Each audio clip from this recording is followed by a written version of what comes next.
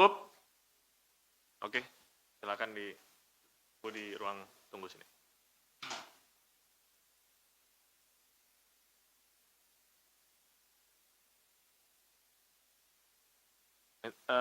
Bisa minta tolong volume di ruang sebelah dikecilin nggak ya? Ruang sebelah. Ya.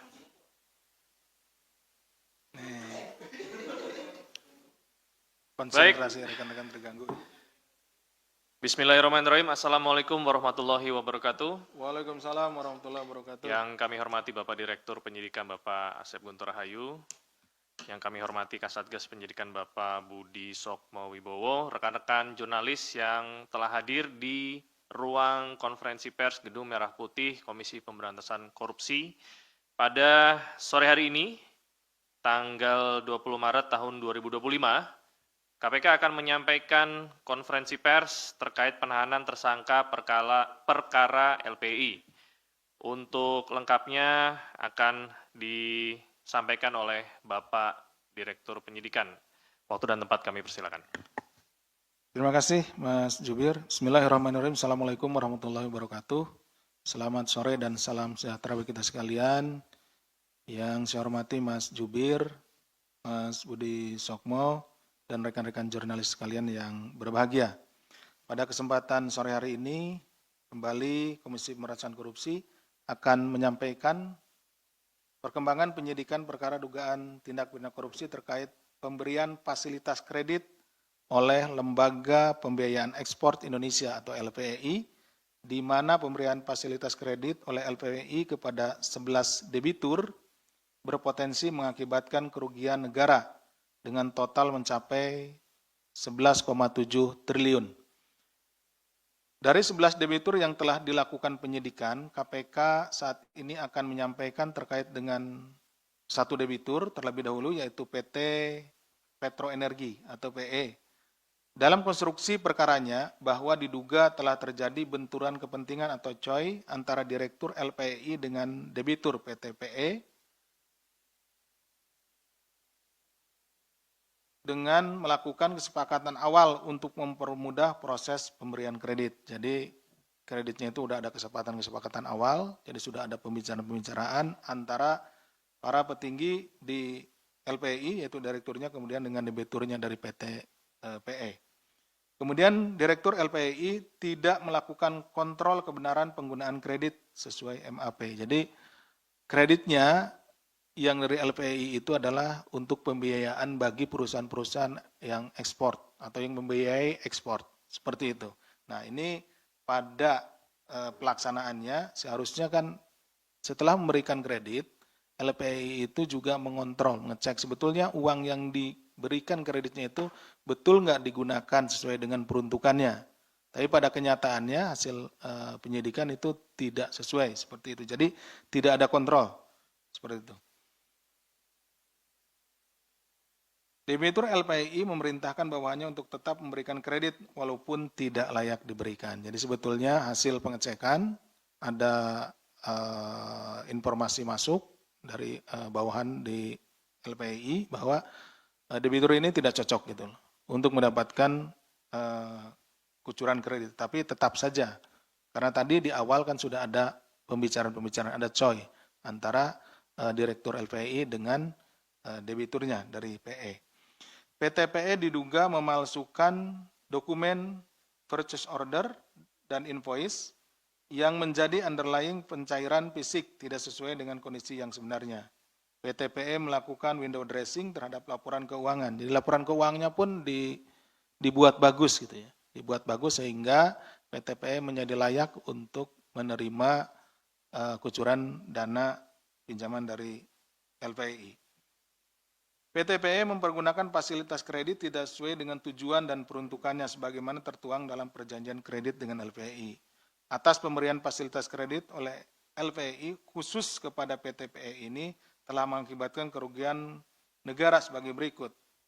Jadi ada dua termin. Yang pertama, outstanding pokok KMKE 1 PT Petro Energi ini dalam bentuk dolar ya, dalam bentuk dolar Amerika. 18.070.000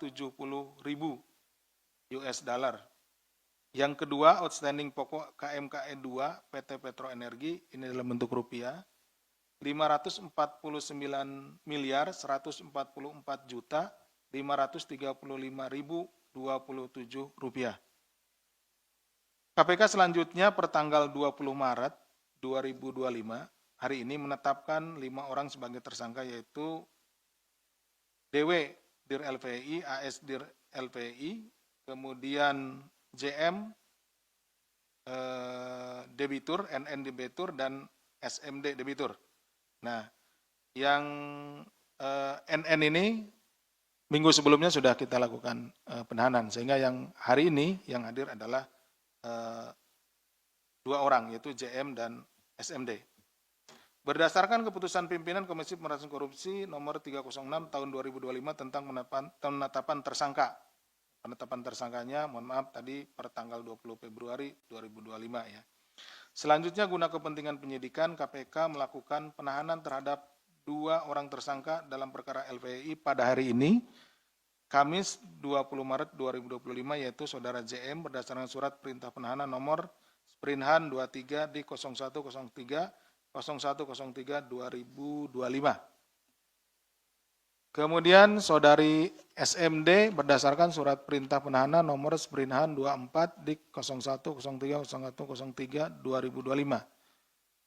1 minggu sebelumnya, yaitu tanggal 13 Maret 2025, KPK melakukan penahanan terhadap 1 tersangka juga terkait LPI, yaitu Saudara NN berdasarkan surat perintah penahanan nomor Sprinhan 16 di 0103 2025. Untuk tersangka JM dan SMD ditahan di cabang rutan dari Rumah Tahanan Kelas 1 Jakarta Timur selama 20 hari, mulai tanggal 20 Maret 2005 sampai dengan tanggal 8 April 2025. Sedangkan tersangka NN ditahan selama 20 hari, mulai tanggal 13 Maret 2025 sampai dengan tanggal 1 April 2025, di tahanan cabang Rumah Tahanan Negara dari Rumah Tahanan Kelas 1 Jakarta Timur. KPK telah melakukan penyitaan aset atas nama perusahaan yang terafiliasi dengan tersangka sebanyak 22 aset di Jabodetabek serta 2 aset di Surabaya. Terhadap ke-24 aset tersebut dilakukan penilaian berdasarkan ZNT senilai 882 miliar 546 juta 180 ribu. Jadi demikian konvers perkembangan penyidikan dugaan TPK terkait pemberian fasilitas kredit oleh Lembaga Pembiayaan Ekspor Indonesia LPI khususnya kepada PT PE. Untuk debitur-debitur lainnya kami juga sedang melakukan penyidikan, jadi mohon rekan-rekan tunggu. Demikian, terima kasih. Wassalamualaikum warahmatullahi wabarakatuh. Waalaikumsalam warahmatullahi wabarakatuh. Silakan bagi rekan-rekan yang ingin bertanya seputar perkara LPI ini.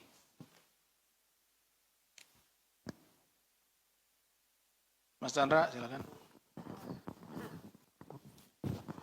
Di kasus LPI ini kan ada kode uang zakat ya, itu 2,5 sampai 5%. Nah kalau boleh tahu siapa sih penerima-penerima dari uang zakat yang bukan zakat ini, terus range-nya berapa kalau boleh tahu kalau dirupiahkan, dari yang paling kecil sampai yang paling besar.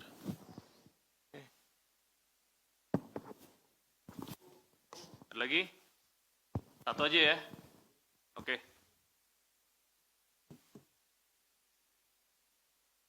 Silakan Mungkin, Pak Budi Budi Sokmo. Sokmo. Baik, terima kasih.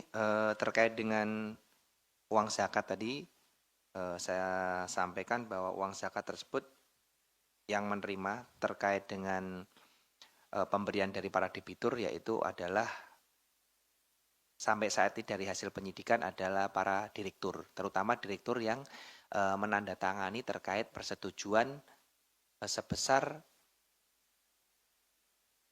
uang yang dikeluarkan oleh LPI. Jadi di LPI ini seperti contohnya PI ini dibagi dengan 2 termin, masing-masing sesuai dengan kapasitas dari para direktur. Untuk tersangka kami dari LPI yaitu Saudara DW dan AS ini kapasitasnya itu melakukan persetujuan atau memberikan tanda tangan terhadap persetujuan kredit di bawah 300 miliar. Jadi dari situlah besarannya nanti ditentukan 2,5 sampai 5% dari kredit setiap termin yang dikucurkan oleh LPI. Nah, untuk saat ini sejauh ini yang dari hasil penelitian dari penyidikan yang kita dapatkan adalah pihak yang menerima adalah para direktur yang menandatangani langsung terkait dengan sejumlah pembiayaan yang diberikan oleh LPI. Demikian Mas Chandra.